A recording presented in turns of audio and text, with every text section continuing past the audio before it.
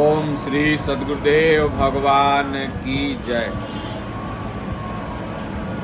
एक बहुत ही सुंदर प्रेरक कहानी है कि जिसके बुद्धि की क्षमता जितनी होती है उतना ही संत शास्त्र और संस्कृति को समझ पाता है। इसलिए किसी भी व्यक्ति का दोष नहीं देना चाहिए कि ये कम समझदार है या ज़्यादा, और न तो उससे फालतू बहस करना चाहिए। ये कहानी इस प्रकार है कि एक बार माछी, चिड़िया, गिद्ध और मनुष्य तीनों में आपस में बहस हो गया। माछी बैठी थी, मक्खी जिसे कहते हैं, वो कह रही थी आपस में अपने सखी सहेलियों से कि आकाश तो 4-5 फीट का है, नहीं समझे राइट। तो ऊपर से चिड़िया जा रहा था, तो चिड़िया देखा तो हंसने लगा। कहा देखिए मछिया कितना पागल है। मक्खिया, आकाश तो 40-50 फीट का है, मैं रोज उड़ता हूँ, और ये कह रही है कि नहीं आकाश तो 5 फीट का है। तो गया उधर पेड़ पर बैठा तो अपने सखी सहेली से सब वो कहने लगा, जो चिड़िया था, बोला कि देखो ना माछी सब कितना पागल है, आकाश 40-50 फीट का है, 100 फीट का है, और वो कहती है कि आकाश तो 4-5 फीट का है। तो इन चिड़िया सब की बात एक बहेलिया सुन रहा था। बहेलिया जो आदमी था वो सुन रहा था, लेकिन वो ध्यान नहीं दिया। उसके पहले गिद्ध ने इस बात को सुना। गिद्ध ऊपर मंडरा रहा था। गिद्ध कहता है कि देखो ये सब पागल है, आकाश होता है 1000 फीट ऊंचा, ये सब कह रहा है कि आकाश 100-150 फीट ऊंचा होता है। इन लोगों का दिमाग कम है।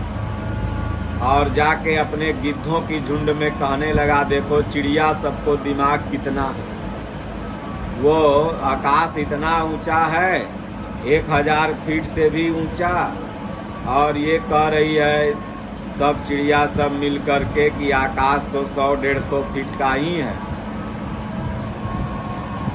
तो उन लोगों की बात एक वायुयान जहाज पर बैठा हुआ आदमी सुन रहा था। तो वो कहा देखिए गिद्धवा कितना पागल है, आकाश तो 10,000 फीट से भी ऊंचा है, और ये कह रहा है कि नहीं आकाश तो 1000-1500 फीट ऊंचा है। गिद्ध सब पागल है। और इस आदमी की बात एक वैज्ञानिक सुन रहा था जो मंगल ग्रह तक गया हुआ था। तो वैज्ञानिक सुन करके हंस रहा था, बोले देखो आकाश तो लाखों किलोमीटर से भी ऊंचा है, हम मंगल ग्रह तक गए हैं, और ये आदमी जहाज पर बैठ लिया, कह रहा है आकाश तो 10,000 फीट ऊंचा। और यही सुन करके आपस में वैज्ञानिक लोग चर्चा करके हंस रहे हैं। सज्जनों, आकाश की तो ऊंचाई का अंत नहीं है, अनंत है। उसके ऊपर भी तमाम लोग सूर्य के नजदीक तक तो नहीं पहुंचे, लेकिन खोज करते करते पहुंचे। हनुमान जी ने सूर्य को निगल ही डाला था। हनुमान जी आकाश में सूर्य तक की दूरी तय कर ली थी। तो इसलिए मेरे इस प्रसंग से, इस कहानी से मात्र इतना ही कहना है कि किसी भी व्यक्ति के बुद्धि पर किसी दूसरे महान व्यक्ति को हंसना नहीं चाहिए, क्योंकि जिस भी मनुष्य के बुद्धि की जितनी उड़ान है उतना ही इस आकाश को, इस संसार को, संत को, संस्कृति को, शास्त्र को समझ पाता है। जैसे जिसकी बुद्धि मक्खी जैसी है वो शास्त्र संस्कृति को उतना ही समझता है। इसलिए उसे उतना ही अपनी भाषा में व्यक्त करता है। जिसकी बुद्धि चिड़िया जैसी है वो शास्त्र को चिड़िया जैसा समझता है, संत को उसी हिसाब से संस्कृति को समझता है। जिसकी बुद्धि गिद्ध जैसी है, जितना अपने बुद्धि को विकसित कर लिया है तो शास्त्र, संस्कृति, संत, संसार को उतना समझता। जिसकी बुद्धि उस इंसान जैसी है वो शास्त्र, संस्कृति, संत को उतना समझता है। जिसकी बुद्धि उस वैज्ञानिक जैसी है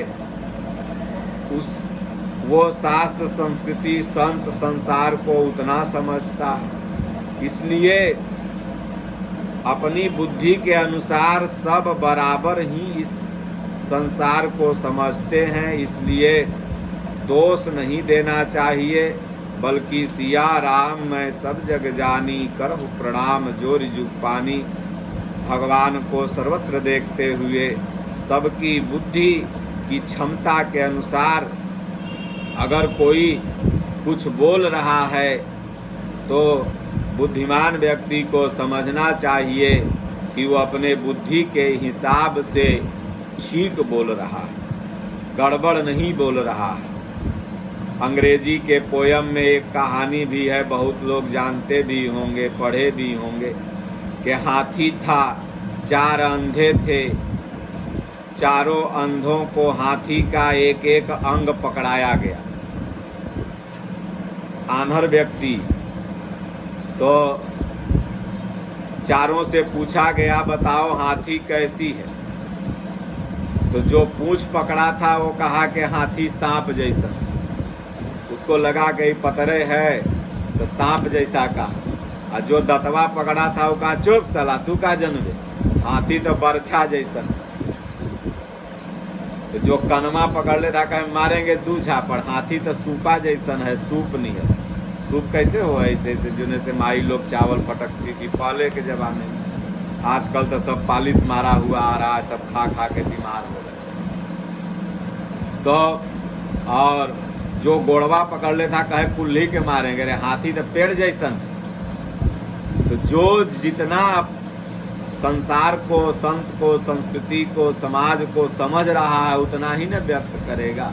जिसकी बुद्धि जहाँ तक जा रही है उसके बाद उसकी बुद्धि अंधी हो जाती है। इसलिए किसी पर हंसना नहीं है कि वो कम जानता है, मैं ज़्यादा जानता हूँ, मैं अच्छा जानता हूँ। बहुत लोग हंसते हैं, कटाक्ष करते हैं। कोई सत्संग बोला या कोई लड़का पढ़ने गया, आप उसको बताइए, समझाइए, बल्कि उस पर कटाक्ष नहीं कीजिए, उसकी निंदा नहीं कीजिए। वो कम जानता हो, ज़्यादा जानता, अरे वो जितना जाना उसने बताया, आप जितना जानते हो आप उतना बता दो। इसलिए इस बुद्धि का अंत नहीं है। इस बुद्धि को जितना ही विकसित करें, विकसित करते चले जाएं, उतना ही आप जानते जाएंगे। लेकिन भगवान के भक्ति में इस बुद्धि को नष्ट करके ही भगवान के भक्ति को समझा जा सकता है। क्योंकि मन, बुद्धि, चित्त, अहंकार से परे की वस्तु का नाम है परमात्मा। और किसी पर हंस करके नहीं, बल्कि भगवान की लीला समझ करके उस बात को ग्रहण करते जाना चाहिए। और भगवान को पाना है तो इस बुद्धि का अंत कर दीजिए। बुद्धि से भगवान को समझा ही नहीं जा सकता। भगवान को समझने का एक ही तरीका है, भाव अवश्य भगवान सुख निधान करुणा अयन। वो भावना के वशीभूत होते हैं। इसलिए बहुत ज्ञानी ध्यानी लोग ज्ञान के अहंकार में एक दूसरे को ऊंचा नीचा छोड़ अल्प बुद्धि दिखा दिखा करके सोचते हैं कि हम भगवान को जान गए, भगवान को बस में कर लिए। नहीं, जो जितना भगवान को, परमात्मा को जान रहा है अपनी बुद्धि के अनुसार से, वो उतना सही जान रहा है। जितना आप जान रहे हो धीरे धीरे वह भी जान जाएगा।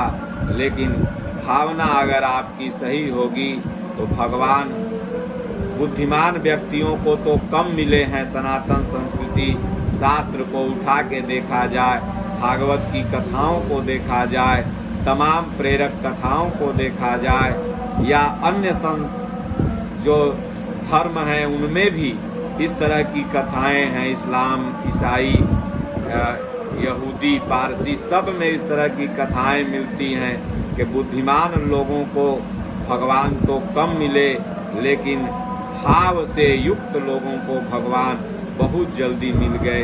इसलिए भगवान के यहाँ प्रेम चाहिए, भाव चाहिए, उनको बहुत बुद्धिमान होने की जरूरत नहीं। मिलहि न रघुपति बिनु अनुरागा, किए कोटि जप जोग विरागा।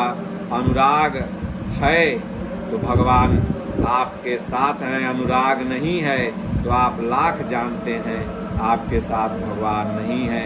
ओम श्री सद्गुरुदेव भगवान की जय।